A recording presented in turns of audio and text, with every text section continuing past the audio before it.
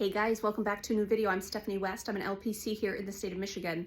I want to just give two little clipped phrases today that are intended to be thought-provoking, somewhat redirecting, and somewhat of an accountability thing that we might want to camp out in when we engage the decision-making process.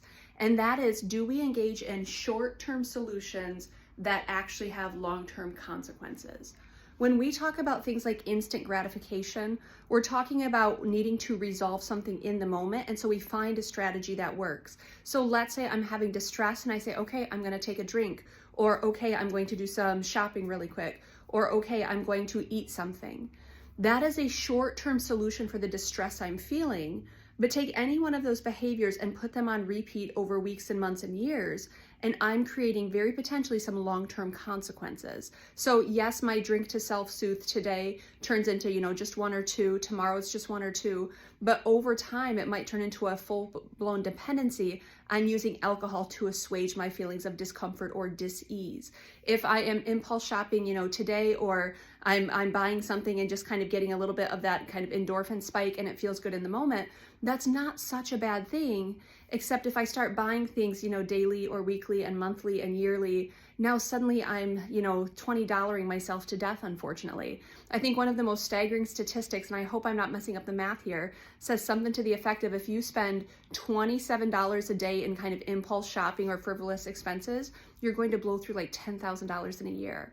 That's pretty incredible to think about. And if you and your spouse are both doing that, do the math there. It's double. It actually adds up really quickly. So while impulse spending might seem like a kind of a non-consequential, what harm is it causing? Possibly over the long term, there's some consequences there. If I'm, eating the ice cream tonight to self-soothe, and then tomorrow it's like, well, there's still ice cream left and I'm still a little, angsty, so I'm going to use ice cream to self-soothe.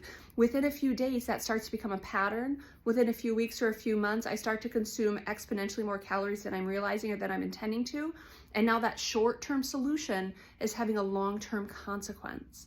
And it's one of the things culturally that I think really helps explain, the rates of addiction and the rates of obesity and the rates of debt that we have. And it's not to say that they're all tied into short-term solutions, but a lot of it is numbing and soothing behavior because we don't handle our emotions well, because we don't know what to do with big things like grief or like sadness or disappointment. And so we say, hey, I don't want to feel the feelings, so I'm going to do something that has a short-term payoff. And so if we want to think through what is the antidote for that, the antidote is the reverse. What if I learn to tolerate distress, and what if I start to engage the muscle of delayed gratification? And now where I have short-term frustration, there's a long-term payoff. So in the short term, I have to wrangle my emotions. I have to hold grief. I have to process through and talk about my disappointment. There certainly could be a long-term payoff to that. If we're willing to kind of endure for a short season, interventions that are for our good, like more of a moderated eating program, more of a strict budget, more of a intentional movement plan, more of an accountability metric where we're going to abstain from certain vices. Those might have a short-term kind of intense season of recalibration, but there's certainly a long-term payoff. Now, that's not to say that every short-term solution is a problem, but one of the pervasive things we see are lots of problems that are the byproduct of engaging short-term decision-making, short-term solutions. And if you want to walk towards sustainable, lasting change, delayed gratification and tolerating distress are two of the pieces you need to work on, that I need to work on if I want sustainable change. And that means we have to start asking the question, is this a short-term solution that's going to have a long-term payoff? Or a long-term consequence? Shoot, don't hold those words against me.